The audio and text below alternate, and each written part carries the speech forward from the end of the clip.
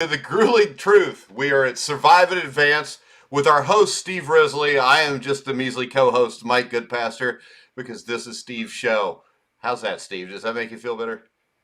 It's the truth. First truth you may have spoken in a while.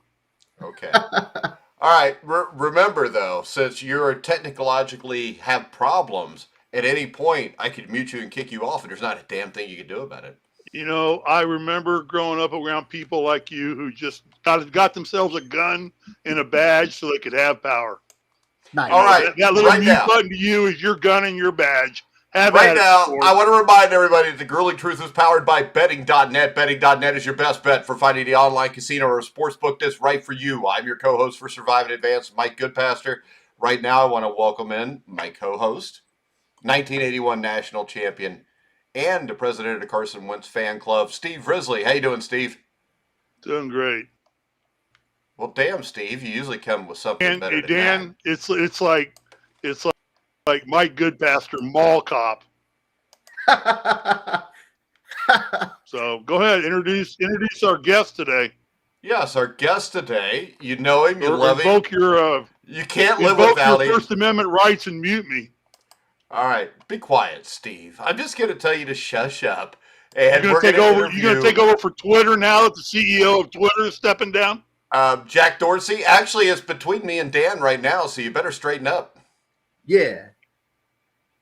I don't play around on Twitter either. I got off social media. Oh, you're still on there once in a while. You're just like me, and you don't really know what the hell you're doing on it, so you gave up. No, Bobby Sheridan blocked us, so I'm the hell with that. The hell with Twitter. The hell with us. He just Bobby Sheridan. The hell with all of them. Sheridan report.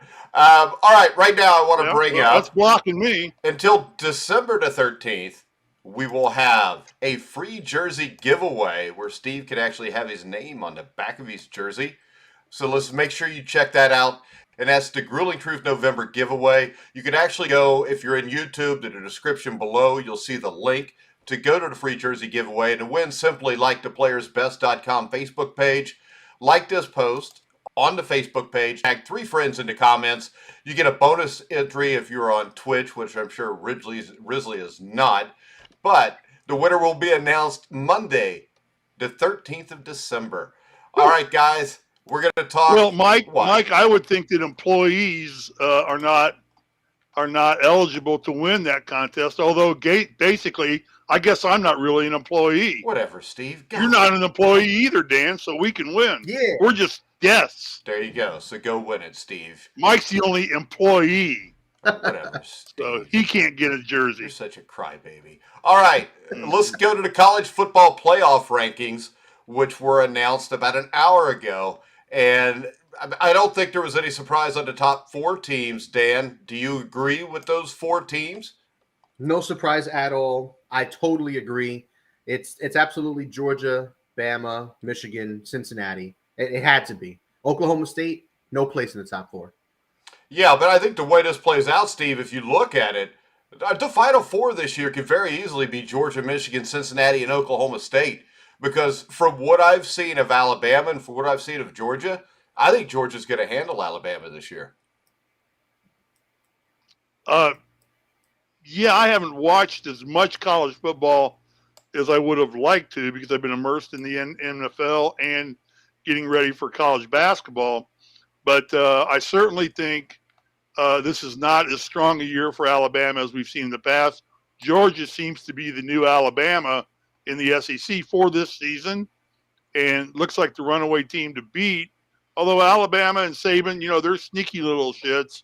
You don't know what they've got up their sleeves come playoff time. They're hard to beat. There's a lot to be said for having been there and done that. I'm thrilled to death to see Cincinnati and on. I think this is a program that has earned the right 2 years running to be in the Final 4. I hope they stay there. I hope nobody bumps them out, and they get a shot at this. And I think they're going to do some damage. They're capable of doing damage. So yeah. When we look at this, though, Steve, it's really good right now. Steve, the thing that strikes me on this is Oklahoma State at 5, Notre Dame's at 6.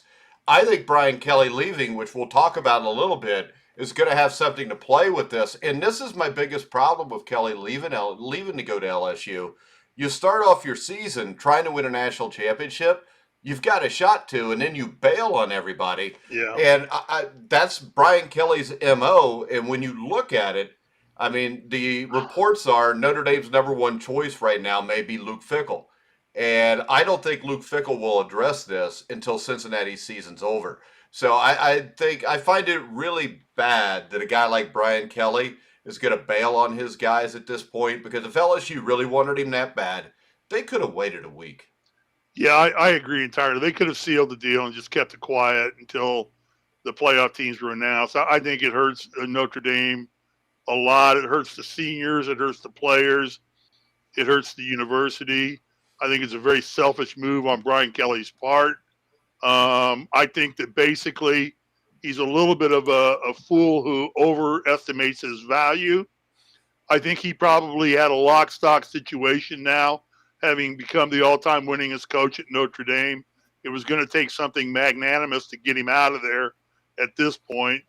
And now he goes into the hotbed where we know LSU's turned over, 3 coaches in 5 years, 6 years, something along that. Yeah, the last guy won a national championship 2 years ago. Won a national championship and left. Yeah, and produced the best young quarterback in the NFL on top of that. And what has Brian Kelly done?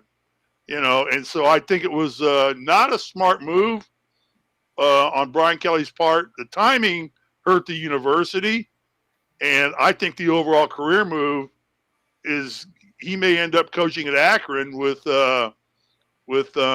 Jerry Faust and those guys again. All right, so let's go ahead. Let's look a little bit at the Big Ten championship game. Just give it, Dan, Michigan, Iowa. Is there any chance Iowa pulls the upset here? I mean, there's always a chance. It's college football, man. Anything can really happen on How Saturday. much of a chance? I'd give them like a 20% chance to win this game, only because Michigan's playing lights out right now. Their defense is playing on another level. Their sturdy end, Aiden Hutchinson. Yep, is going to be a top 3 pick. He might even be the number 1 overall pick if he tests well enough in the pre-draft circuit. But he's a superstar. Their defense is littered with studs. Their offense is a little questionable. I don't know if Michigan has a quarterback to really make any noise in the college football playoff, but I think they'll be okay in this game.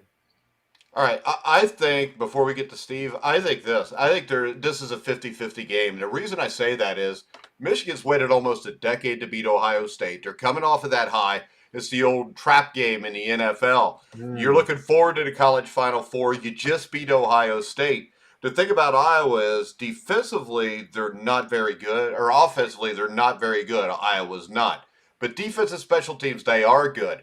So I think this is a game where you question Cade McNamara, the quarterback of Michigan, and his ability to play quarterback at this level. This could be a close, low-scoring game, and if it is, all the pressure in the world here, Steve, is on Michigan, not Iowa. Iowa has nothing to lose here.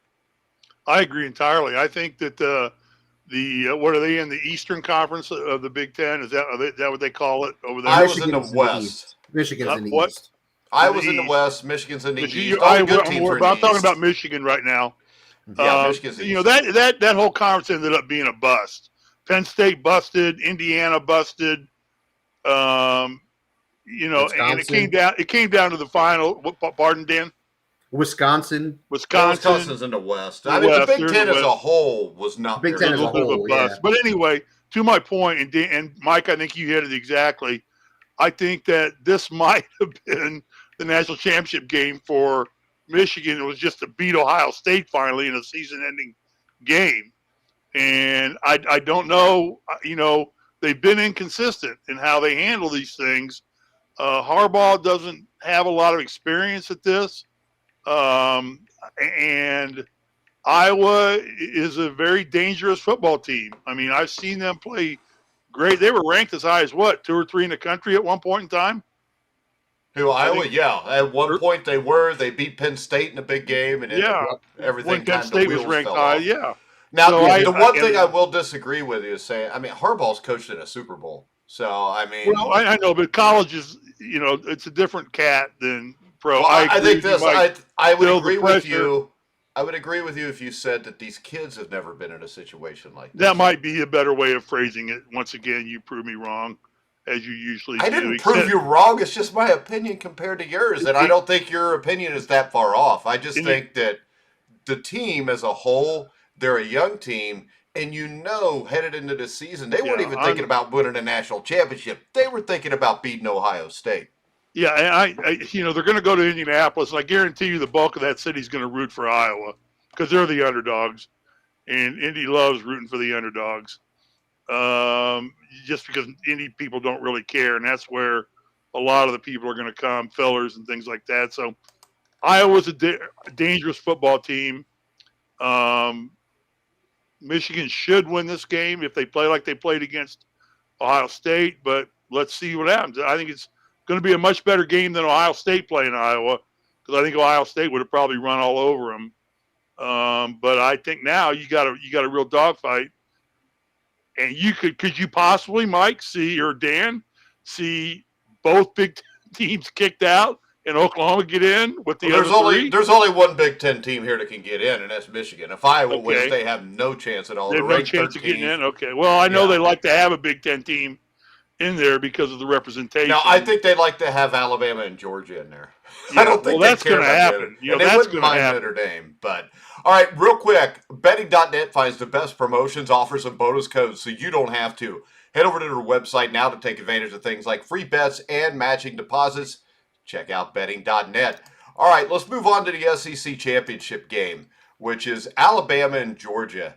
And when I look at this, Dan, Georgia has what, if they could pull this off and win it all, is possibly a historically great defense. Well, they've been blowing everybody out, and their defense has been shutting down opponents. They just take away whatever you're good at, and they're bullies. They're athletic. They've got a dozen guys on this defense that are going to be playing on Sundays. Jordan Davis, Nakobe Dean, Lewis Sine, Trayvon Walker, Devontae Wyatt, and even the kid that they lost, the pass rusher. I want to say his last name is Anderson, I think. I'd have to look into that. But anyway, even the guy they lost, he was going to be a first round pick probably. They're just absolutely stacked on defense. Everything that LSU was a couple of years ago in 2019 with Burrow and all these stud guys on offense, this is what Georgia's defense is. They're just. Are you sure? I mean, when we look at this, though, and you look at who Georgia's played, they beat Clemson 10-3. Clemson's ranked 22nd right now. They blew out UAB. They blew out South Carolina, all losing teams. Vanderbilt, losing team. Number 23, Arkansas, they blew them out. They beat Auburn, who's not ranked, barely, and they're a 500 team. They beat number 25, Kentucky. They beat Florida, losing team. They beat Missouri, losing team. They beat Tennessee. Tennessee's right around 500, maybe a little bit above. Charlestown Southern, Georgia Tech. So I will make this claim right now. Alabama hasn't been impressive to me, but the thing that worries me here if I'm a Georgia fan is the fact that Alabama has played a lot better competition. And remember, Georgia's first game of the season, I know it was the first game of the season, they beat Clemson 10-3. That was their only close game. And my worry here is that you all of a sudden find yourself in a game, and Kirby Smart's MO in the past is screwing up big games. He's lost the SEC championship when he should have won it before because of his coaching mistakes. To me, this game worries me just because I don't know if Georgia is that good or the competition's been that bad because in the part, they're not playing Ole Miss and Mississippi State, which are pretty good teams. They're playing basically the little sisters of the poor. I mean, looking at Bama's schedule, you're not wrong. You're definitely not wrong. And I would think I'd say Alabama has a better chance of winning this game than Iowa has of winning that game. And I'm going to say that not as a negative to Georgia. I'm going to say that because of just how talented Alabama is. And like Steve said, this team's been there. Wait a second, though. I'm telling you this. They lost a lot of linemen. I don't think the offensive line at Bama is that good. I don't think the skill position players are as good as what they were. The defense isn't what it has been in the past. So if I had to pick the game right now, I would probably pick Georgia because of all that. But I'm just saying this: when you get to the college football championship game or the Final Four, Yeah. I don't think Georgia is such a runaway number one. And I mean, remember their last game last season was a game where they beat Cincinnati on a last-second field goal where they were behind the entire game. Both of these teams are pretty much the same teams right now. I'm going to disagree with you on the Alabama skill position front because they've got maybe the best quarterback in the nation. They don't. A definite top 3 pick when he comes out. He shouldn't be. But I think he will be a good quarterback. He'll be much better than Haskins and the other guy. I would take Pickett from Pitt right now. Pickett? Yeah, I like Pickett, and also I think C.J. Stroud's better. I think C.J. Ohio Stroud State. reads the defense very well. I thought he played really well against Michigan. He wasn't playing defense. So I think that C.J. Stroud will be the first successful quarterback from Ohio State since Steve, who was the last successful quarterback from Ohio State? A.J. McCarron. He's from Alabama, He's from Steve, Bama. and I don't think we can call him. I don't think we can call him a success in the NFL. No, but he married well. Yes, he married well. Married very well. Well, you married well too, Steve, but we don't consider you a great NBA player. Go ahead, Dan. But no, you can't sleep on Alabama's. I've got to give you credit, Mike. You find so many ways to punk me. It is just that is a talent. You find so many ways to strike like a cobra. It's a talent. I do that to everybody, Steve. And actually, the more I like you, the more I do it. So. I know. The more I pick on you, the more I love you. But now I was going to say with Alabama, I think you're sleeping on them a little bit. Jamison Williams has had a great year. John Mechie is a likely late first-round pick. There's no Devonta Smith there, though. I mean, they were missing the wide receiver. He was actually supposed to be their top receiver. But why aren't you talking about offensive linemen? Well, because besides Evan Neal, there's nobody really to talk about. Exactly. So that makes your skill position players weaker than last year. Okay, Mike, address John's comment. John made a comment here. My comment for John is this: I think Georgia's offense has gotten much better. The quarterback play has been much better. I think they would run Ohio State. I don't think Ohio State was that good. I think they're young. I think the defense is not very good. The offense is very good. And I can tell you this, right now, if I had to pick the best team in the country for next year, right now, I would go with Ohio State. It's just not right now. And I could also say this. I think the team with the best chance to beat Georgia is Cincinnati. Oh, I couldn't disagree more. I was talking about this with my buddy. Well, you're Bob. an idiot, so it doesn't really matter. I was talking about this with my buddy Bob the other day. Your buddy Bob. I like Cincinnati. They have a lot of NFL players, especially on that defense. Their quarterback may very well be a first-round pick, Ritter. They've played really well. They're undefeated for a reason. But outside of Notre Dame, you want to talk about, who's Georgia beating? Yeah. Wait a second now. I will give you this. Beating? I will give you this. SMU is better than most of the teams that Georgia has beaten. No one will take SMU over a bad Florida team, a bad Tennessee team. Yeah, they would. No, anybody that's seen them play. And Tennessee's not a bad team. I think Tennessee is a team on the rise in the SEC. I think they've got the right coach. And if you watch Tennessee, Alabama, Tennessee went toe-to-toe with Bama for over 3 quarters before Bama finally blew them out. I don't think you can put Tennessee there. And, John says Cincy's a joke, but I think John's a joke. Nah, I don't think Cincy's a joke. You know what John is? John's an Ohio State fan that's pissed off because Ohio State got their ass kicked by Michigan. And I also think this. I watched Georgia-Cincinnati play last year, and you had to watch the whole game. And last year, Georgia was pretty damn good, too. And these same people that wanted to talk all this inane crap that really know nothing about football. I mean, UC's got 2 guys on a defensive line. They're going to start in the NFL. They got big athletic linebackers. They've got 2 of the best cornerbacks in college football. Sauce Gardner's a guy I would love to see the Bengals get picking in the 20s. You've got Jerome Ford, who's an Alabama transfer, who's a stud running back. You've got a very good offensive line. Desmond Ritter's not even the best quarterback on the Cincinnati Bearcats team, which really, bothers me. Because remember this name, Evan Prater. Evan Prater. Evan Prater is an absolute stud. He was from Wyoming High School in Ohio, and the kid has skills, as the kids would say, to pay the bills. Well, the kids would say that back in like the early 90s, I think it was. I was saying that's a little dated. But Evan Prater is a stud. And when you look at Georgia, this is the thing about Cincinnati. They're not going to be afraid of Georgia because they played them less than a year ago. And I can give you this. I don't think that Michigan has the quarterback play to be able to hang. Now, my problem with Ritter is I think he's inconsistent at times.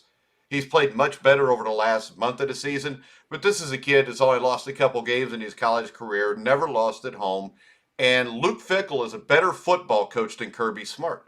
Now, I think Luke Fickell actually screwed the game up last year in the last 5 minutes. But if you give me a choice between Luke Fickell or Kirby Smart, I'm taking Luke Fickell. If you go Michigan and Georgia, I'll take Jim Harbaugh over Kirby Smart. Why Fickell over Kirby Smart? Because Luke Fickell is a special coach. He will win national championships because of the way he deals with his players, the way he acts with them, the fact that, and I could be proven wrong in the next 24 hours, but the fact that if he's going to Notre Dame, he will do it in a correct way. He won't be for lack of a better term, a bitch like Brian Kelly or Lincoln Riley, who who ghosted his team, and then Brian Kelly, we'll talk about that in a minute, but he makes all the players show up for a 7:00 in the morning meeting where he talks for 10 or 15 minutes and just leaves. I mean, so I think coaching has a lot to do with this. And once again, I have watched Kirby Smart blow SEC championship games. Was at the national championship or Final Four game against Bama a couple of years where he made a couple stupid mistakes. So Luke Fickell is that good of a coach.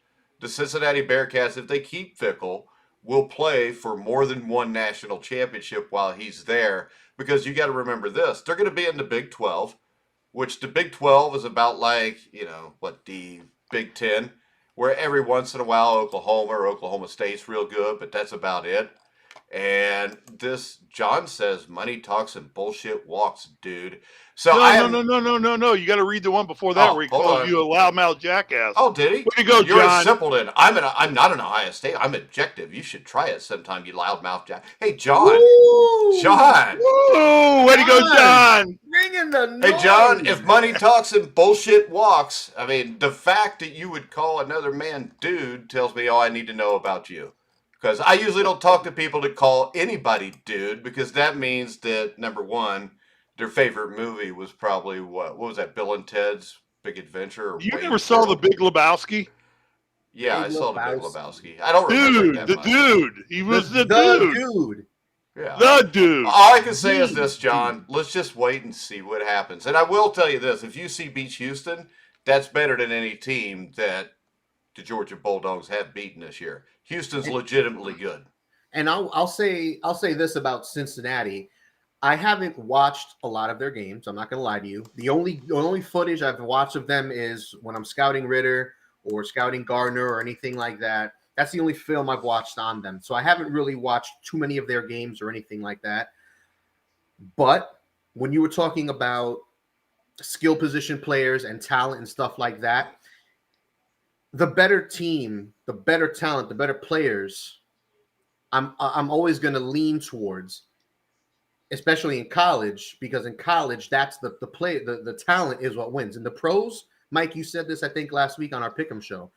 The coaching wins games in the NFL. Coaching wins games at every level of football. Good coaches win. You need elite coaching, but in college football, we've seen elite coaches at good programs not win squat because they just don't have the horses at the end of the day. I think with Cincinnati, when it comes up to Alabama, when they come up to a Georgia, they might have the coaching edge, if as you said, over Kirby Smart, but they definitely don't have the coaching edge over Nick Saban. Nobody has the coaching edge over Nick Saban. They definitely don't have the talent edge over either of those two teams.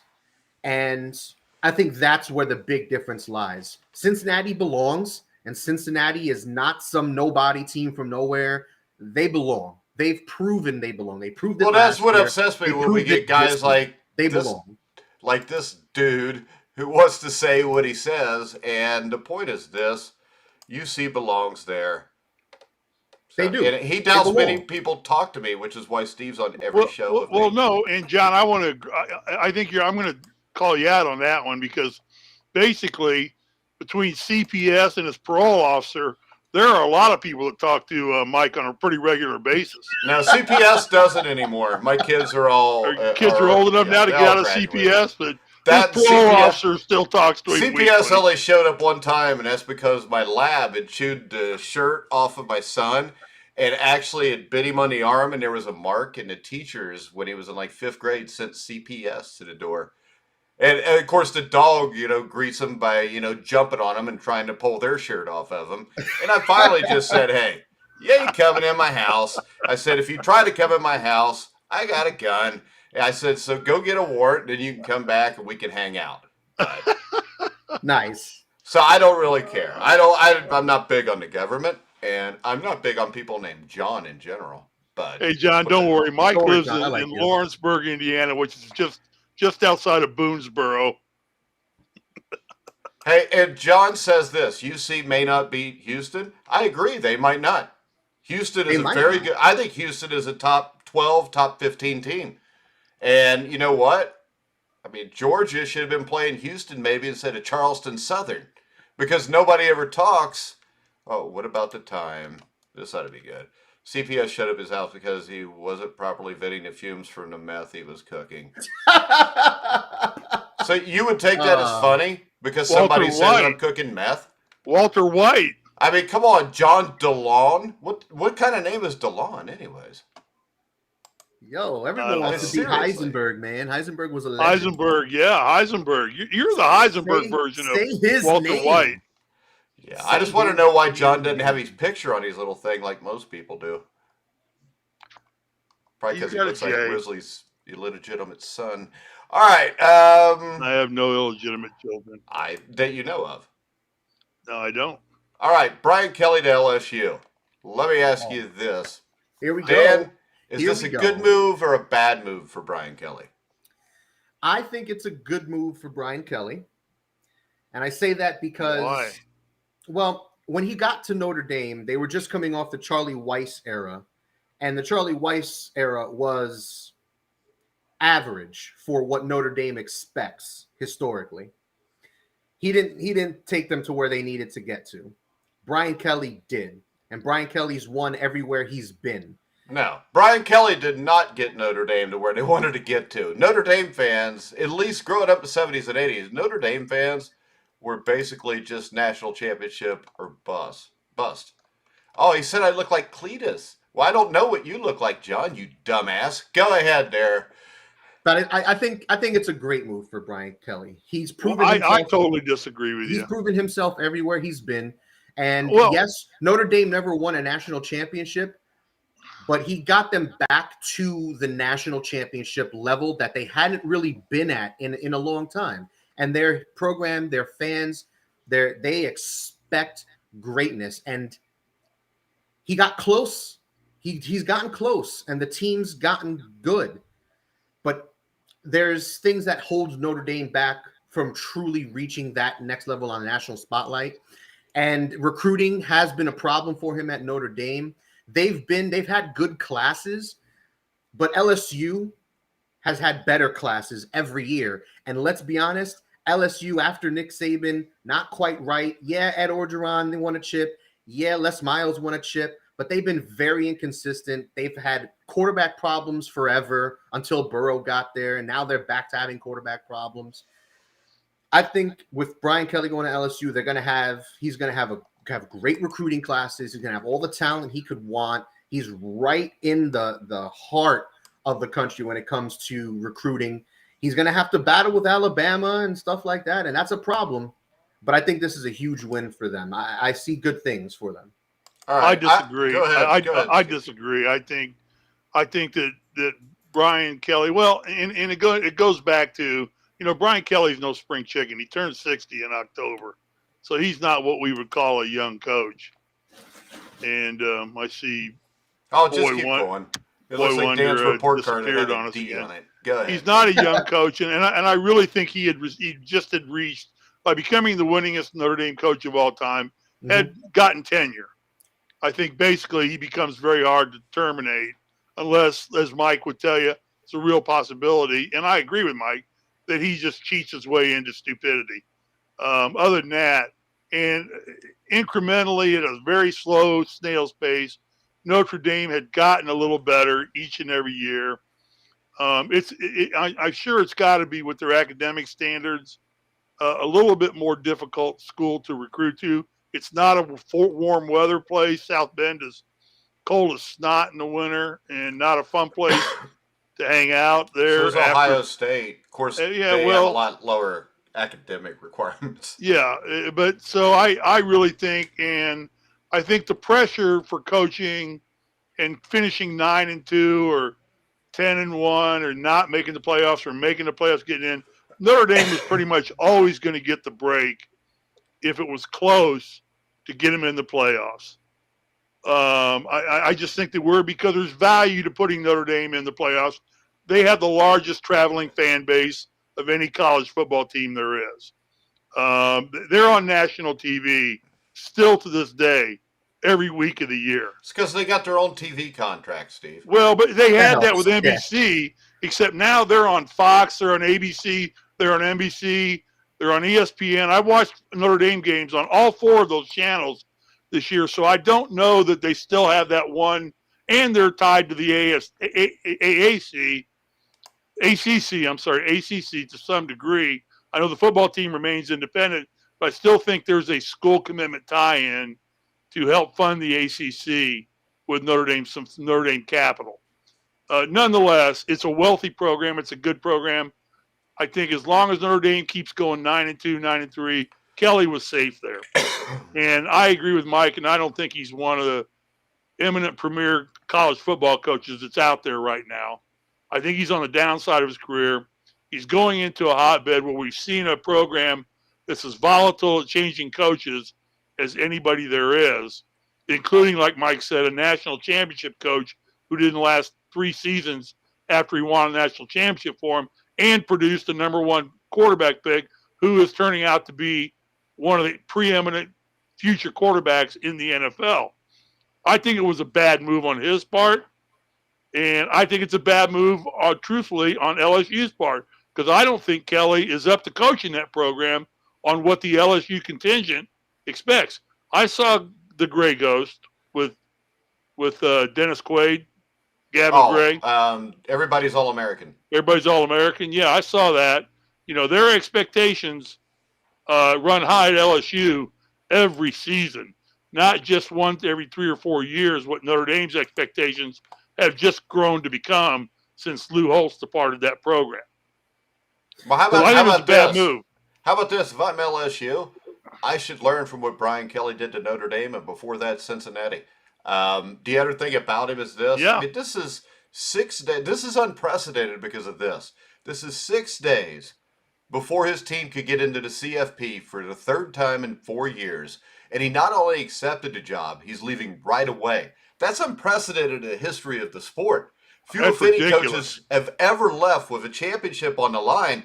And I think the message that Kelly sent there was, I don't think the Fighting Irish are going to get to go to the playoffs. But even if they do, I don't care because we're not going to win anyways. And in his 3 visits to the BCS and now the College Football Playoff Championship, his teams have never won. They've never won a New Year's Six game. And they've been outscored in those 3 playoff games by a combined 103-31. But you say that, Mike. What happens if Notre Dame, do they have a game? Are they done or do they have one more game to play? They don't have any more games. And I think what we heard tonight from the College Football Playoff Committee is the fact that it didn't affect the rankings this time, but next week they will take that into consideration. You've got Cincinnati who's going to play Houston, and you've got Alabama who's got to play Georgia. You know, is there a possibility? I mean, Cincinnati's vulnerable. They lose, they're probably out. They are. Unfortunately. Well, I think right now anybody that loses is out outside of Georgia. Georgia. Yeah. Alabama would be the next one who possibly could stay. Michigan, I'm telling you, don't take Iowa lightly. Just don't. That's not a bad football team to go play against. You don't want to, you know, it's one of those teams that's like, I wish I didn't have to play Iowa, you know, but Wait a I'm second. just saying, Here we go. there are a lot of real possibilities that Notre Dame could still eke its way into.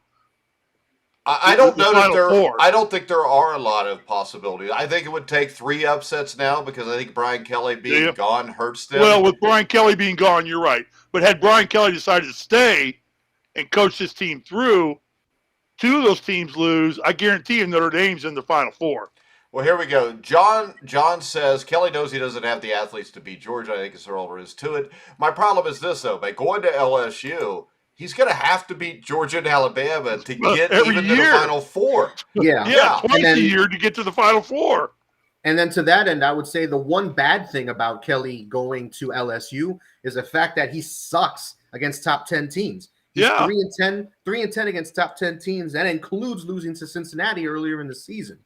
And let's not, like you said, let's not forget last year they got dominated by Alabama. No, they've been dominated every year they've been in the playoffs. They got dominated. So I mean, Cincinnati's already drilled them. I question how he's leaving because, like Mike said, it really is a kick in the nuts to these kids. Oh, to it's terrible for the kids. To everyone involved. The seniors, with the seniors, the program. It's really a real kick in the nuts to everybody. I mean, that would have been like in my senior year, Bobby Knight just saying, "Hey, you're in the tournament. I'm out of here. Yeah, I'm out of here. I'm taking New Mexico's job. You know, I'm gone, and you guys figure it out for yourselves. You got Isaiah, you got Tolbert and Turner and Whitman and Kitchell and Risley, and you got Risley, so there's your liability. Chuck Franz. Franz. I think that's your liability. I think for Kelly, it was the only move to make because if you're not staying at Notre Dame and retiring there. Because he didn't he just get like a 10-year extension or something like that last year or something? Yeah, and he had tenure as a coach. Yeah, he's not. They weren't going to fire him for being the all-time winningest coach at Notre Dame. But his plane may have mysteriously crashed in Kansas or something like that. That was Knute Rockne. I know that. For him, I just watched Knute Rockne All-American. For him, I think it's about winning a national chip. And at Notre Dame, they never had anything better than fifth. Fifth was the highest that they had in terms of recruiting class back in 2013. LSU has been in the top 6, top 7, top 8 every year since 2010, except for 3 years. I don't think he can produce. And that's a couple of national championships sprinkled in around a lot of average for LSU. I don't think he's a good enough coach to produce to LSU's liking. Mike, do you agree with me? I don't know that anybody is. I mean, because they're obviously, if they fire a coach you want a national championship. How about this, though? Alabama was the same way until Nick Saban got there and goes to the championship game every year, so he's safe. But right now, that's a great leeway or lead-in for this, which is you can find the best place to bet for you. Betting.net offers expert user reviews for every online sportsbook casino in your state. Now, what I'm looking at is if I'm Brian Kelly, I'd have liked the USC job better, but I don't think probably. But USC would rather have Lincoln Riley because Lincoln Riley is a better coach. Riley can coach. Yeah. But Lincoln Riley. What a segue. Well, this is the thing, though. Lincoln Riley will, within the next 5 years, become a coach in the NFL. He should be a coach now. He should be, but he doesn't want to. I hate to tell you this right now, but college coaches make more than NFL coaches. I don't know what USC's paying him. I don't think he ain't getting that kind of money. Gruden wasn't getting the money that Riley's getting. He didn't make Christmas. And if you look at the coach at Michigan State that was just signed, I can't even remember his name right now, but he's making $9.5 million a year. Oh, Mel Tucker? Yeah, Mel Tucker, who had a couple good years and that was it. Now he's making $9.5 million. And it's a damn shame that they've turned this into slavery where only the coaches get paid. Well, players can get paid now. They're paying players now, yeah. I mean, they can make money. They're not paying players. Well, they're not paying players. Well, they're not paying players. But they can sign personal services contracts. That's because the NCAA doesn't want to have to deal with players actually getting paid by them. The problem with the personal services contract is on a normal NCAA football team, who's making money? How many of them are making money? You know, you got the quarterback, the stud running back, the stud wide receiver. You got a handful of guys. But what we're talking about here is coaches making $10 to $12 million a year, kids risking their necks for next to nothing. I mean, I think it's absolutely outrageous. And this is not Brian Kelly's fault. It is not, anybody's fault but the NCAA. I mean, at least put a rule in, change the recruiting. So, recruiting, you're not signing players instead of 2 weeks from now, the middle of December. Don't sign players until the middle of January or the start of February, and then make it so you can't even go after a coach until that coach's season is over. Hell, they do that in the NFL. Yeah, I see your point, but I don't have a problem with the initial run of what the NCAA is doing to allow players to do personal services contracts and work them out. Yeah, it's going to go to the marquee players and the key position players right now, but I would bet there's some linemen on Alabama's football team that are making more than living expenses too. But once again, Steve, this is where you get the inequity in all this, because this is pushing everything, but it's pushing everything to the Power 5 conferences. What you're doing is you're taking a program like Houston. That's what the NCAA wants, Mike. We know that. No, it's not what the NCAA wants. It's what the Power 5 conferences want, because they're the ones that control the college playoff system. It's not the NCAA. Okay, well. I mean, it's not. I mean, this money, everything. That's where they make their money off TV contracts. The thing is this. I will tell you right now, if everybody wins it's supposed to win this week, it would not surprise me if Oklahoma State gets jumped to number 4 and they drop Cincinnati out, so those millions of dollars go to the Big 12. I guarantee you that could happen. That would be disgusting. That would be a real shame. Before. Because Cincinnati as a football team for 2 years has proven they belong there and they deserve to play. So and actually, this is was the Central Florida CFU. Central Florida beat 4 or 5 ranked teams that year. I understand that, but Cincinnati has played upper echelon teams, taken on the big boys, and competed with them and beat them. They come up to Notre Dame and beat Notre Dame at Notre Dame, knock them out of the undefeated ranks, and take because if Notre Dame was undefeated right now and Cincinnati was undefeated right now, Cincinnati fans will be looking on the outside once again, and you know that to be true. So probably, regardless, we think the better football team, and I would think Cincinnati, obviously by the outcome of the game, Cincinnati was the better football team. Yeah, because I only got to see the first half of the game because my high school team was playing a day game. At some point, Mike, I think from what I saw, it wasn't even. At some point, Mike, I think you need to start thinking about things to some degree. And you're right more than you're wrong, but the game has changed from being about the purity of the sport to more about the money of the sport now. That's just the way it is. It's just the way it is. Steve, that's all well and good. But I have a problem with any college coach. I've got a kid right now that's being recruited by a D1 school. I've had a bunch of them in the past that go there. And basically, these coaches are just bullshit artists. That's why most of them fail if they go to the NFL. They're not really coaches. They're selling a product. They're selling hopes and dreams. And their hopes and dreams, they will drop yours in a heartbeat. I find it sad that somebody can sit in somebody's home and say they're going to take care of their kid for the next 4 years. I give you my kid, and then 2 days later, you ran off for $15 million a year because you were only making $5 million a year. Yeah, that's exactly what I just played to. Is that it's no longer about the purity of I got your kid for 4 years. I commit to you. You can't commit to me. I commit to you. I'm going to be here 4 years. It's about the money. Yeah, it's all about the money now, and the money's gotten so big you can't ignore it. Hell, and you talk about the NFL. I listened to Bruce Arians come on after the post-game Colts and say, hell, when I took over Tampa Bay, I came in so late that all I did was I just learned to delegate. I just handed everything off to my assistants. I never was a great coach. I just got really good at delegating. And that's right out of Arians' mouth. But wait a second. That is what being a great head coach is a lot of times. It's putting people in place to do it. The head coach should know more.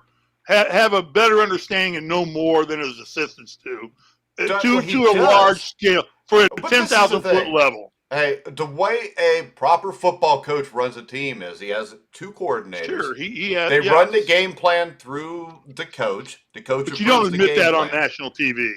He did. I don't think. I think he was probably being more truthful than most coaches. I think Bill Yeah, Belichick I probably has a agree, hand Mike. in everything. I agree. But I think this. I think the reason Bruce Arians has been successful, the reason he was successful Because in he delegates. Indianapolis, no, it's because he's truthful. Well, he had a great staff to him too. Pagano had put together a hell of a staff when he took over. Pagano put together a hell of a staff because he got Arians. Arians should have been the guy to kept that job. Still had Tom Moore, Pagano. who Tom Moore took with him, who at 85 is still coaching him. We could go on and on. Yeah, Tom Moore is one of the 5 or 6 best offensive line coaches to ever coach. Yeah, that ever existed, right?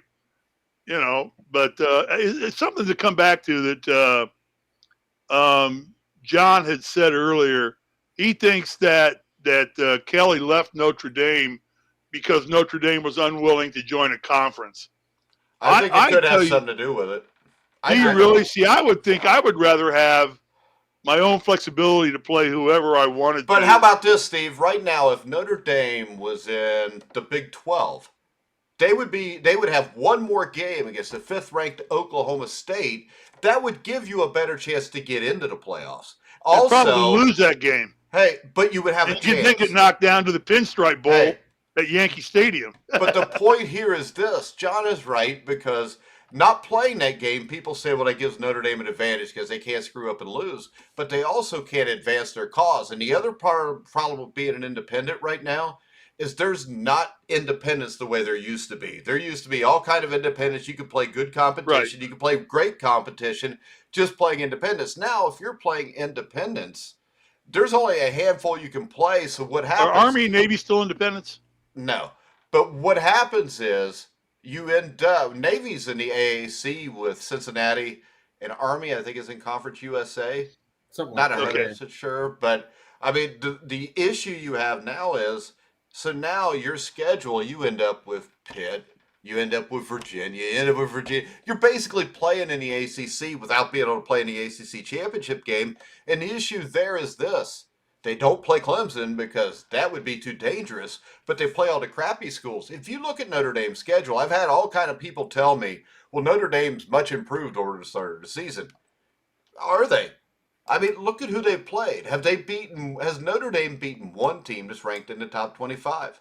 Well, see, that's part of the reason why I said it was such a win for Kelly to leave, because at Notre Dame, winning 11 games, losing 1 game a year ain't doing anything to you. Every year that Notre Dame's won 11 games, they've been in the Final Four.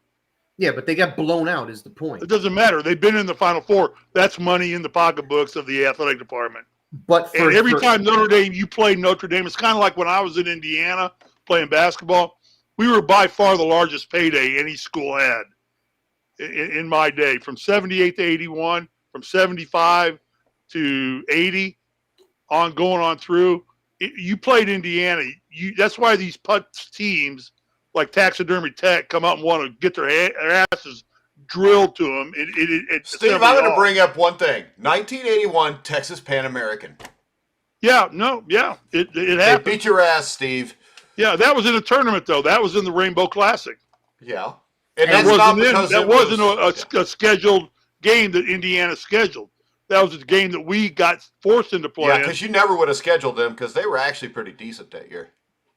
Yeah, I think they won 3 games. They won 20 games. We went through this. They won 20 games and they went to the NIT quarterfinals.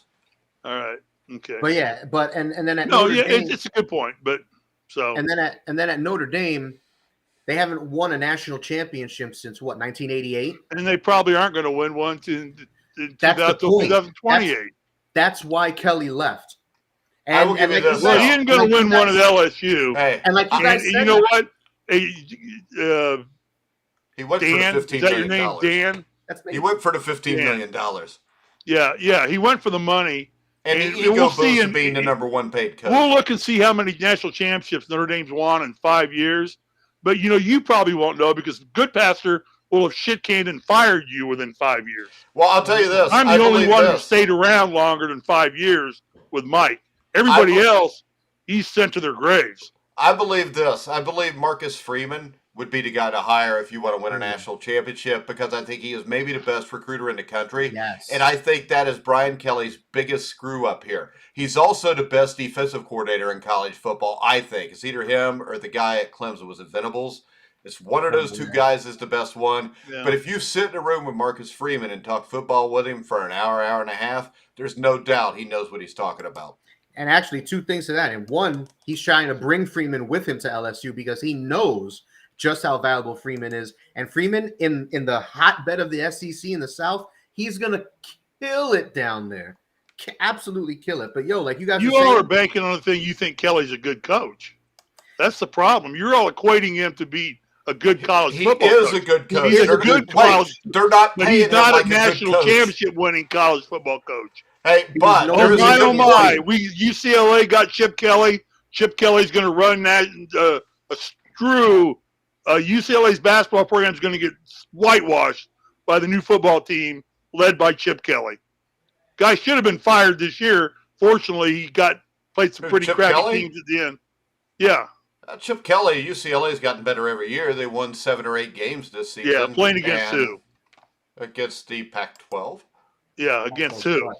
But no, I was going to say in the Pac-12. There's 1 or 2 good teams. Hey, Oregon. put it like this. I'll give John this. Washington. When you say that Brian Kelly's not good enough to win it, he has a good point, because Les Miles and Coach Orangutan, or whatever the hell his name is, they both won championships. So it is possible to do. He just needs to find another Joe Burrow. He doesn't have it in him. Kelly had the perfect setup. He was coaching the preeminent college football program in the country, along with Alabama. Alabama and Notre Dame were the 2 year in and year out darling programs of the CFA or college football, whatever it's called now. I don't even know. BCS, CFA, CPS for Mike. And he had a great job. I mean, he was turning out good kids. He had a great fan base. He was making more money than God. And he goes down there now. I predict right now Kelly won't be there 5 years, if he's there 5 years. Well, actually, at LSU. A few quick things. One, Coach O left LSU because after they won a national championship, Coach O thought he was the star on campus. And all the reports coming out of LSU at this point were nothing positive, including Dan, if you listen to Mike, he is the star on campus, because Mike says coaches are the reason why any program wins. Then he is the good star on the program. Yeah, he was the star. But when you let it go to your head, bad things happen. And Coach O was never a good coach. He let it go to his head to the point where he even hit on the pregnant wife of, I don't know the gentleman's name, but he's on like LSU's board or something like that. And he hit on this guy's pregnant wife and asked her if she wanted to come work out with him. Right. And but the good thing about Coach O, if you've ever heard him talk, she never understood what he said, because nobody can, because he just babbles like a freaking moron. John says, you got that Lafayette drawl going? Yeah, geez, is Colts jersey guy. Is Colts jersey guy a spurned Notre Dame fan or something? Yes. Steve is a Notre Dame fan. Yeah, I love Notre Dame football. Don't call I Steve grew up Risley. in Indiana. Don't call Steve Risley a Colts my name jersey is Steve, guy. John. Yeah, Steve Risley has a 1981 national championship ring, John. Do you have one of those? Yeah. So, yes, I am. I grew up in Indiana. But you all know my what? life I've been This a Notre Dame pisses fan. Me off. Be quiet, Steve. I'm talking to sorry Dan. ass was even born. And John, you don't want to get me on your shit can list. Well, how about this? I will block you. Dan, you know what's a bitch right here? When John attacked me, Steve backed him up. When Steve got attacked by John, who came to Steve's defense? Dan, you did. Thank you. I owe you one. You're a good friend. Got to back up your Dan. co-host, That was man. sweet. But nah. So Coach O at the end of his run. I did like Kelly a little bit more than a day ago. Yeah, so Coach O at the end of his run became. Hey, in my defense, I always told you Brian Kelly was a scumbag. You did. You never were a fan of his. Because I met him. I was his quarterback's coach at his camps at UC for like 3 years, and he's the biggest asshole I've ever met. And I've met Dan. Dan, what do you got to say? And then you guys have said a couple of times, money talks in college football. And Kelly left for $100 million. Well, Lincoln Riley is getting 110 million reportedly. Don't forget the USC houses in the house. Yeah. USC's buying his houses in Norman. They're buying him a $6 million home in LA, and he's got unlimited use of a private jet 24/7 for him and his family. So, yeah, money talks. You know what? That son of a bitch will fly. The Van Nuys Airport's right over the flight path, right over my house. I'll see his jet. Hey, John says, my, very bitter. Yes, you are, John, but we're going to pray for you tonight so you won't be like anymore. one more notch away from just getting whacked off this show. Hey, the good thing is John's got some attention now, and John needs attention. And I like he's got attention. We appreciate it, John. Yeah, thanks for watching. Yeah, we'll actually have you on the show sometime if you want. Yeah, John, why don't you just come on with us next week? Yeah. Yo, where's my boy be a man up. Where's Sefton? Man up, John. Sefton was on your NBA show, which everybody, if you like the NBA, Dan and Billy Bob, his co-host, have a MBO show, which I just called the NBA show. I'm going to have to show you how to work everything, though, because you had something about Mark Cuban and some show that was done like years ago. It was my first time. Rookie mistake. Sorry, guys. Yeah, there you go. Okay, John, I'm going to tell you right now, I live in L.A., if he's only building a $4.5 million home, USC ain't doing him right. You ain't getting squat for $4.5 million. Steve's office is $5 million. Yeah, exactly. And it's a dump. So. It doesn't look like it, but your pictures aren't straight again. That picture to the left. Man, we have earthquakes out here all the time. Over your shoulder, it looks like some white dude from Indiana is shooting a layup and somebody's trying to block it. That's I've got the fisheye lens in. Makes me look thinner. Okay. Did you say you're wearing fishnets because it makes you look thinner? No, I got a fisheye lens in. Oh. Okay. But between Notre Dame and Oklahoma, I know Notre Dame fans are disgusted, but I think Notre Dame will be just fine. Oklahoma, on the other hand, I think Oklahoma's screwed. They've already got a bunch of players who are talking about transferring, including what's his name, Spencer Rattler, or whatever his name is going to transfer. They already lost a bunch of recruits that have decommitted, including five-star quarterback that switched over from Oklahoma to USC, is going to follow Lincoln Riley to USC, where he's going to be a star. Hey, you notice Lincoln Riley is now bringing Spencer Rattler with him. Nah, Rattler's not going there. And by the way, John, housing prices that are an all-time high in Los Angeles right now. People are making record amounts of profit off of reselling their homes right now out here. The inventory of homes available for sale in Los Angeles is pretty close to slim and none.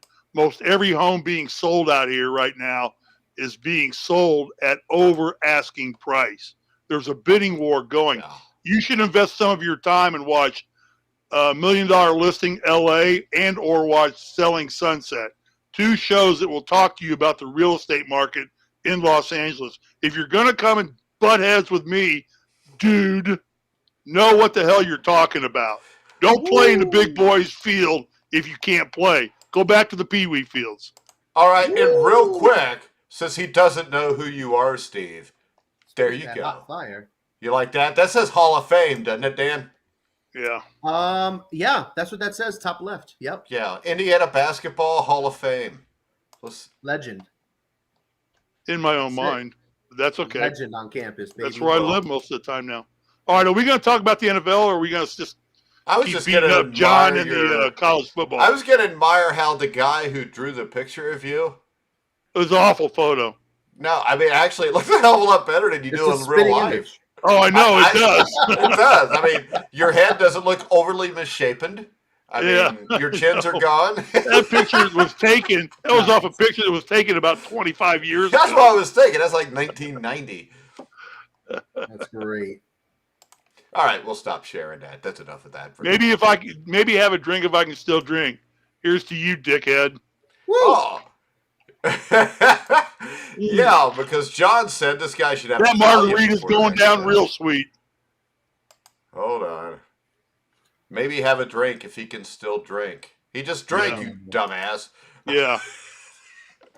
All right, are we That's going to get in the NFL real quick, or are we done? Just going to keep we're harping? done because tomorrow night, John, you can come back and you can pick NFL games with, I think, last No. week. We He's all not got worthy 9, of that. correct?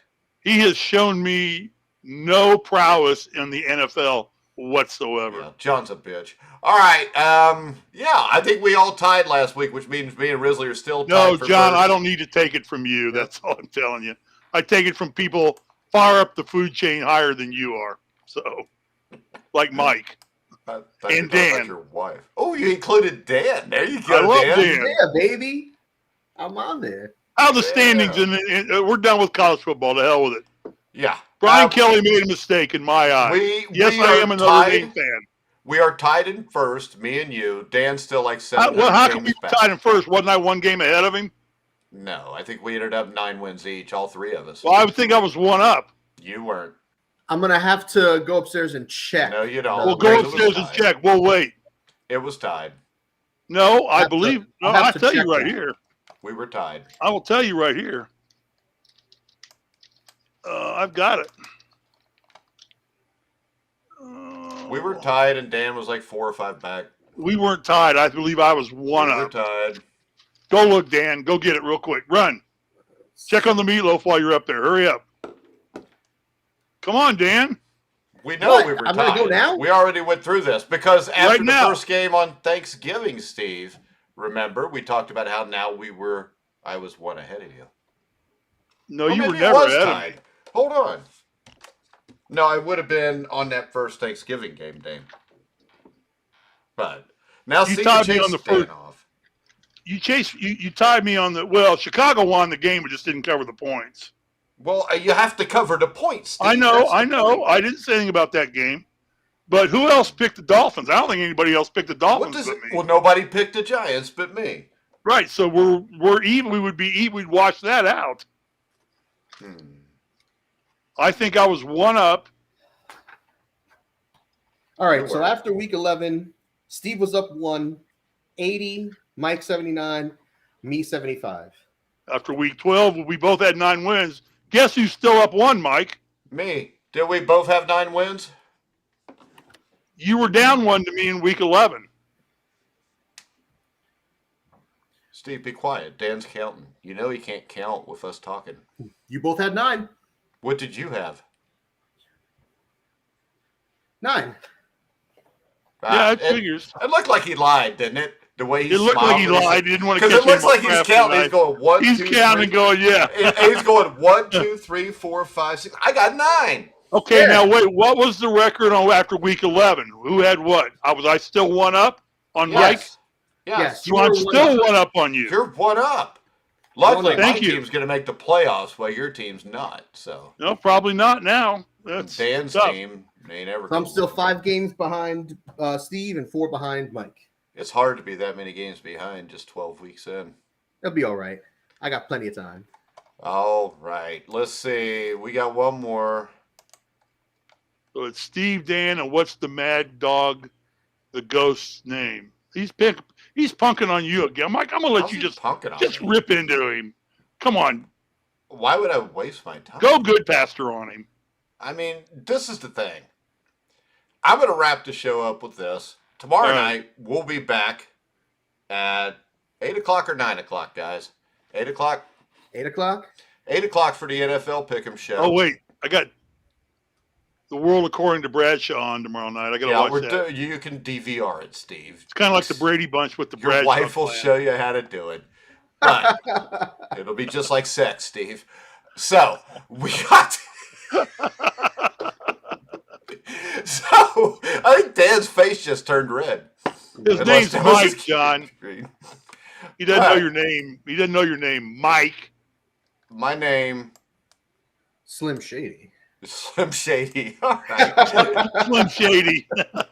All right. So we will be back at 8 o'clock tomorrow night for the NFL Pick'em show. Make sure you check us out. Also, remember, betting.net finds the best promotions, offers, and bonus codes so you don't have to. Head over to their website now to take advantage of things like free bets and matching deposits. All right, guys, we're going to wrap it up till tomorrow night at this time. Or not this time, but 8 o'clock. But for now, I'm Mike Goodpaster. That's Dan Kornhauser. Steve Risley. John, your wife will